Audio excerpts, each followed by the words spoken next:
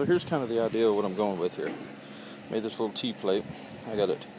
The pivot points are, that's it, there it is. Pivot points are here and here. So you can see it again. There you are. Alright, so I got that exact dimension right here. So it enables the wheels to turn. Okay?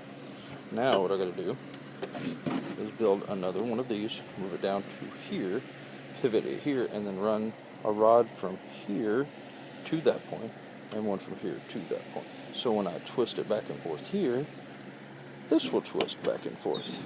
Alright, here's the final thing. I made this one, and then I made this one. Alright, and then I made these two rods. One of them's pretty simple. Got a little 90 at the end of them. And then I'm going to put these, to hold them in, I'm going to use these little cap deals. Just push them on the ends, they hold there. Anyway, I guess I accidentally made them perfect. Because I don't want to do it. So I can't hold it and do it at the same time. Basically does that right there. And that's how my steering is going to work. Oh, you like that? Alright, here's my morning update. I got a lot of stuff done last night. This is just the update on the Power Wheels only. Okay, here we go.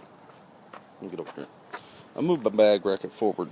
It used to be right here. I moved it here to get the bag clear of where I pivot this. I'm going to add another good old piece of bed frame on the other side of this because it just flops in this hole. So I need another one down there to keep it still. Anyway, I gotta add, let's see if I can focus, there we go. I gotta add something to the bottom of that to come over and down into a hole. I'm gonna make this hole a lot bigger because it's got to, you see how it pivots that way? Well, the steering stays with the link.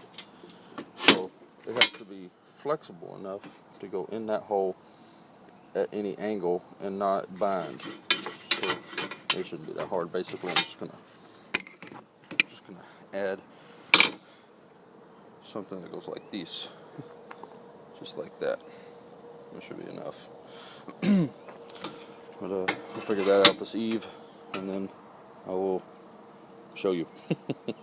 Anyway, I don't know if you noticed this.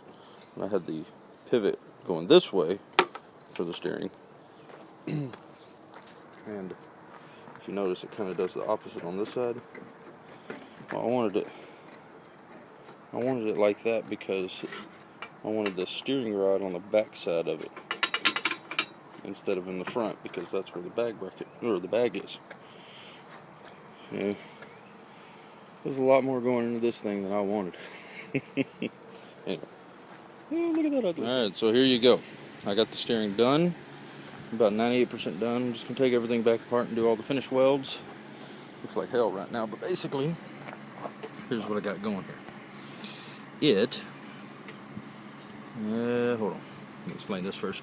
Okay, this is mounted to the steering arm, which comes way out. Got a hole drilled with a 1/4-inch rod going through it. That, in turn, does that. Alright, and part I'm really wanting to show you, if I can hold the camera right here. Let's see, right there. When I lift the front, see how it's flexible inside that hole? So I can have full lift in the front and still be able to steer. Full drop and still have the same steering. Basically. Whew. You got that right there. It's real floppy and everything, but I want it loose and easy. Because really, there's only going to be like 100 pounds on this thing anyway. But with the rod going through, I added that little plate right here. Because as you've seen in the last piece of the video there, it was real floppy back and forth, so I added that piece in there to make it a little bit more sturdy. And you can see when it goes up and down. Let's see if I can hold the camera right so you can see it.